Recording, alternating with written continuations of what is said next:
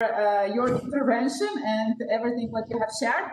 And now we will go to final conclusions. So we have three, how to say so, observers who will wrap it up and share their takeaways with us.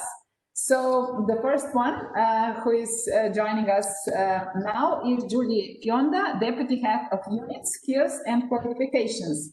Please, Julie, can you? Hi, so hopefully I'm unmuting my video and audio and you should be able to hear me and see me. Yeah, we do. So okay, super. Hello and welcome to my bedroom. Thank you very much for inviting me to speak at the event, and I think it's probably I come at the end of a long and rich in content morning. I want to thank all of the experts in particular for participating and for sharing your insights. And also that includes experts from our teams here in the European Commission. I think maybe a first message to say from my side is we very much welcome and need initiatives such as this that get behind the narrative in order to look at the what and how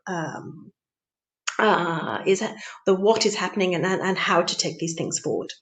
And I think some of the messages emerging this morning are very much in this train. I think firstly, what I hear is that the common refrain perhaps that industry and business and education and training are stuck in changing their ways sometimes and maybe stuck in silos. But we live in times of green and digital transitions, which are rapidly changing the European way of life, way of work, and of interaction. And this, maybe they say that necessity is the mother of invention, and we live in very necessary times.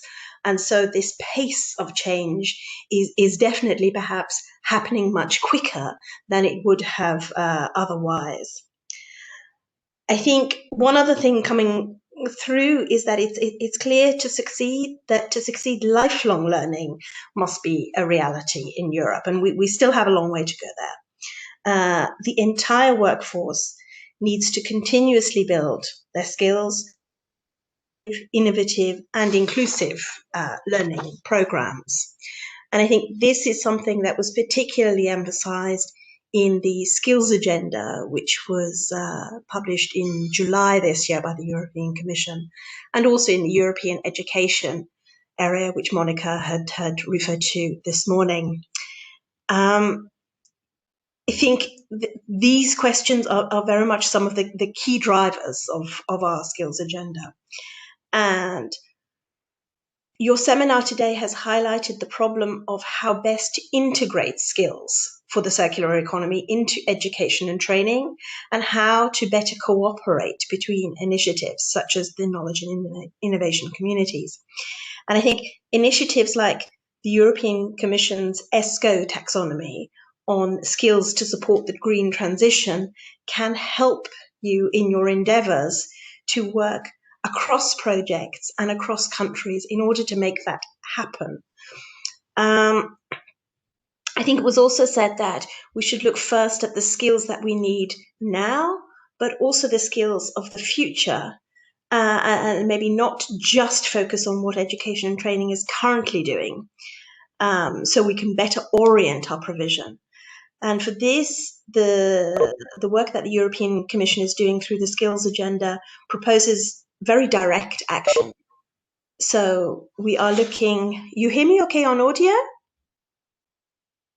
Yeah, we hear you perfectly well. Okay, sorry, I just had an unusual bleeping noise.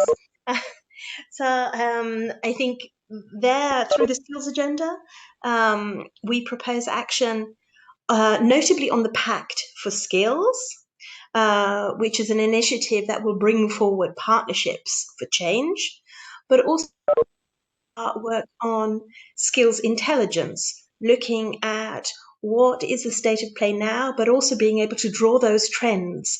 For example, from analysis of 15 million online vacancies together with Sedefop that we're working right now to see what people are telling us about what they're recruiting now and how that seems to be shifting over time, and also how it differs from region to region and sub-region to region, which I think is an important message also. It's not a one-size-fits-all.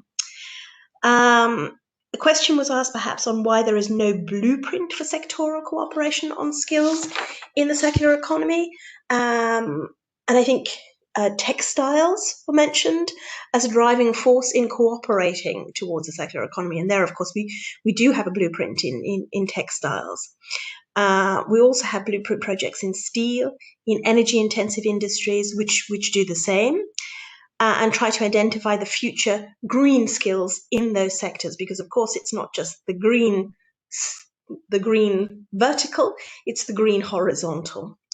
And lastly, perhaps on the skills to support the twins transitions, green and digital skills, at the occupational level, the changes are already taking place.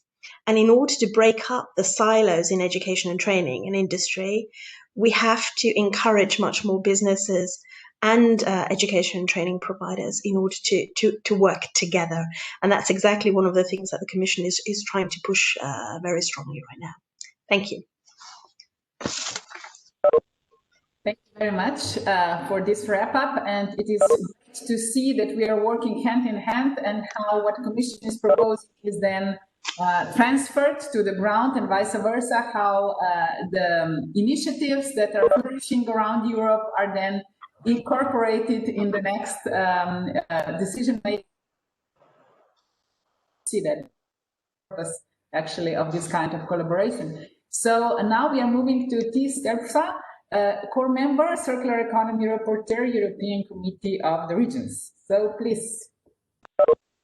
Thank you very much. I'm very sorry I was not able to follow the complete workshop, but a member of my staff did this morning, and he sent me some information. So I hope I'm a little bit up to date. Because one of the things I did this morning was I had the pleasure to practice what we preach. I visited the primary school and talked with children from 6 till 10 years old about sustainability. And it was not because of this workshop, I'm sorry, but it was because it's today's Sustainability Day, at least in the Netherlands. And I did a reading to the children. It was a story about clothing. And the story was specially written for education. And on this matter, a complete book, I can show it to you, a complete book was written with stories and information about clothing. Schools asked politicians like me, a regional minister, to read a story from the book for the children, and after that we had some discussion. And it's a very practical example of what I am stating in my opinion on the Circular Economy Action Plan, which will be in discussion next week in the plenary of the Committee of the Regions. And to quote a point of my opinion, stresses that in order to raise awareness, education is important both from kindergarten to university, and of course on the job.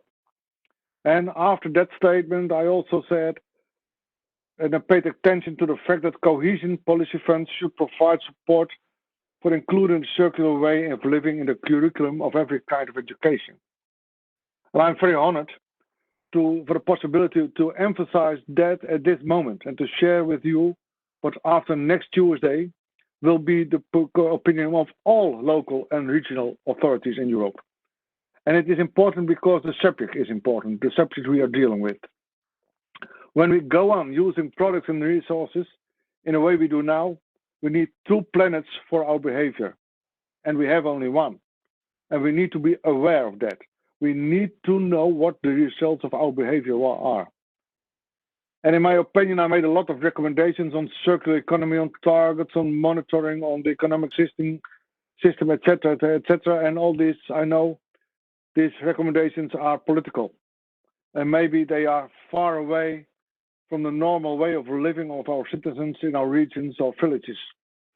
And a lot of times, that's not a problem. Just because things are very technical or juridical, that's our job, to make laws in the interest of citizens. But on the other hand, it is not regulation and laws on themselves that make the world sustainable. They are helpful, but it is behavior, and the behaving according to the law what helps. And therefore, it is important knowing why we do so, why we regulate, why we make laws. And it is important to know what we can do ourselves. And let me give you some examples. When citizens know that the pricing of a lot of products does not contain the cost of collateral damage, they can understand a recommendation to raise taxes for such products. When citizens know what a product really is made of, then they can make a well-educated choice of buying or not buying. And the power of consumers is big. When there is no buyer, production stops. When citizens know that they are not throwing waste away, but materials and resources which are valuable, they will understand throwing away is not very smart economical behavior.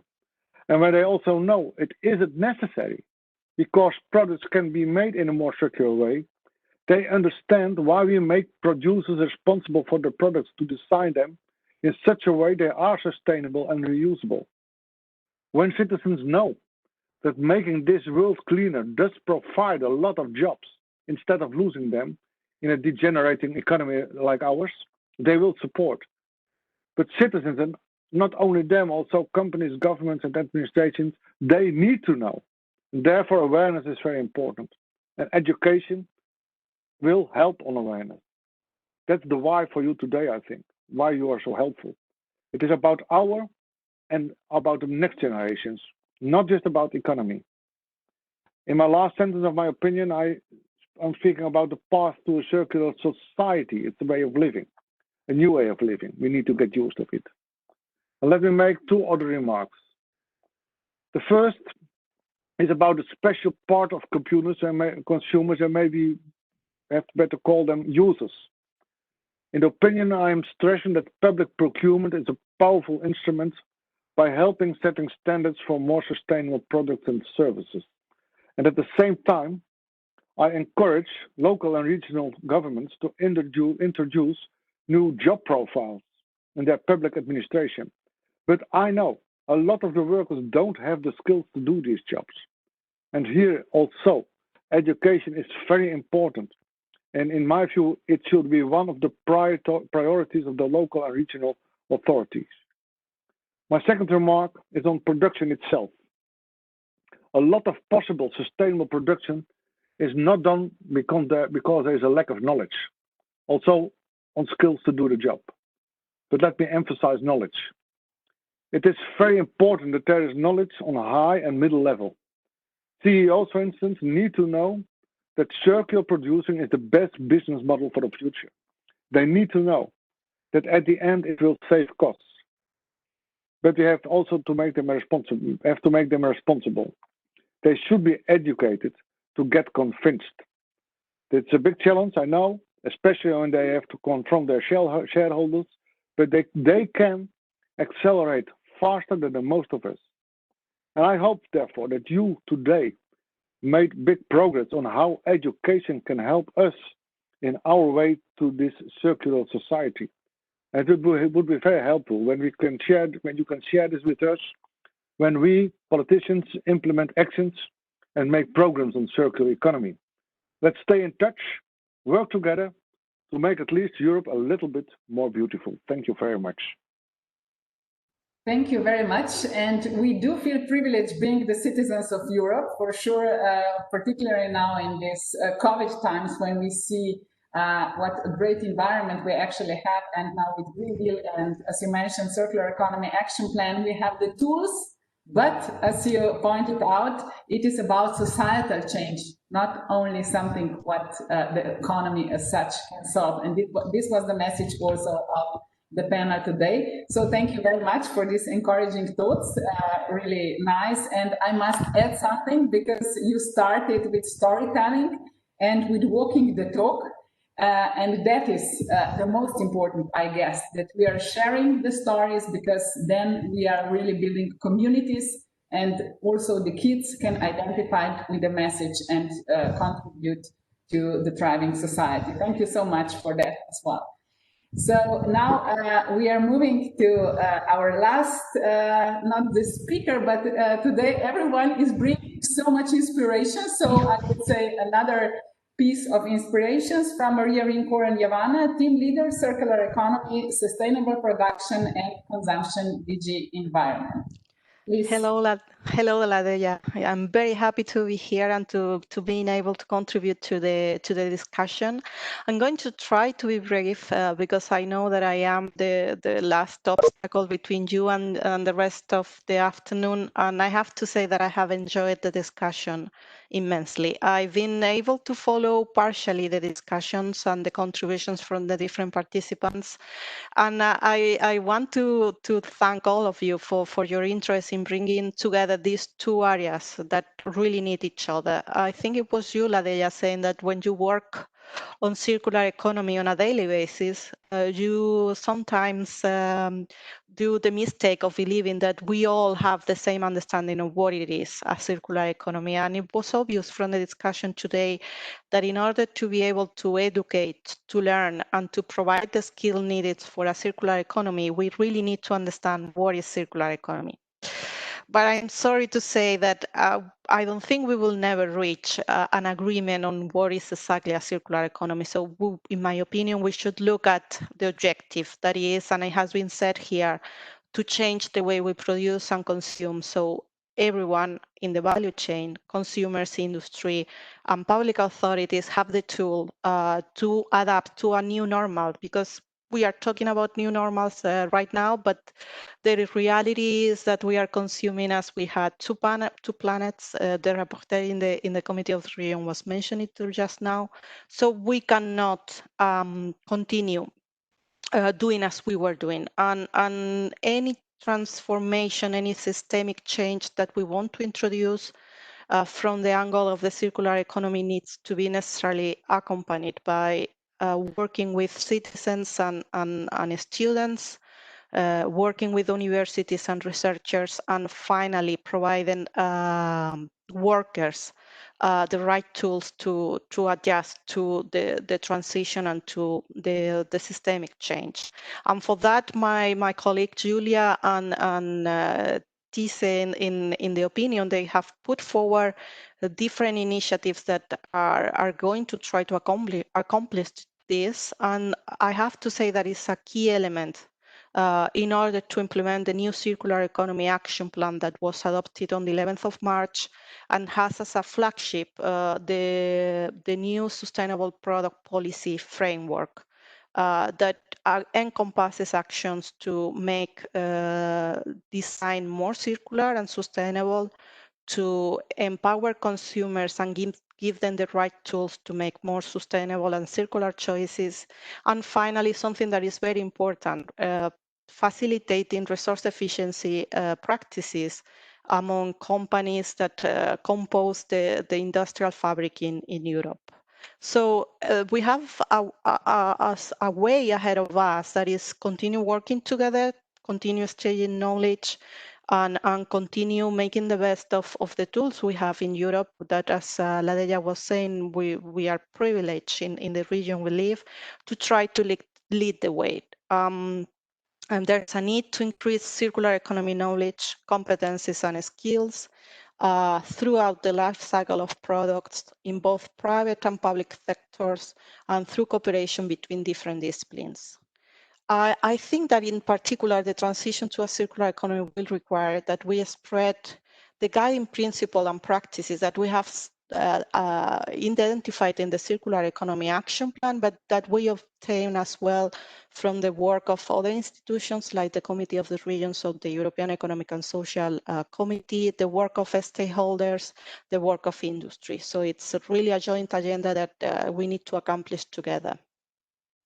Secondly, and in particular, I would like to thank the work of the European Institute of Technology on the Circular Economy Initiative for organizing this first EU Circular Talks, which I hope is a successful new endeavor of the European Circular Economy Stakeholder Platform to bring together different stakeholders to discuss, to exchange, and to grow knowledge on how to go together towards a circular economy. I have to announce here, and I'm very happy because it's very recent news, that we are about to open registration for the Circular Economy Stakeholder Conference that we are organizing together with the European Economic and Social Committee, and it's the major event under the European Circular Economy Stakeholder Platform. And I hope to have you all there in a session that will continue the work initiated today on continuing these circular talks on education, learning, and skills on the 3rd and 4th of November. So with this, I really thank you all for the commitment and for the knowledge share and for the interesting discussion. And it's back to you, Laia. Thank you very much.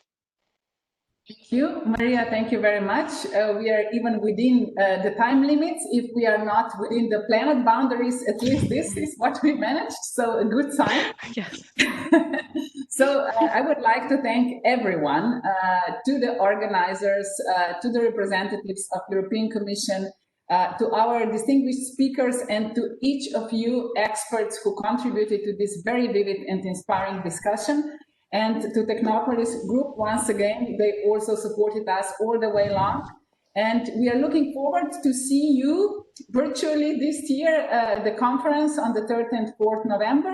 But we also have the platform, so you can just Google and find the European Circular Economy Stakeholder Platform and contribute there as well. This is very useful tool as well. So thank you once again, and one big applause to all of us. Thank you. And also thank you to you for your presentation, for sharing the section. Great. Okay. Thank you. Thank you. Thank you, everyone.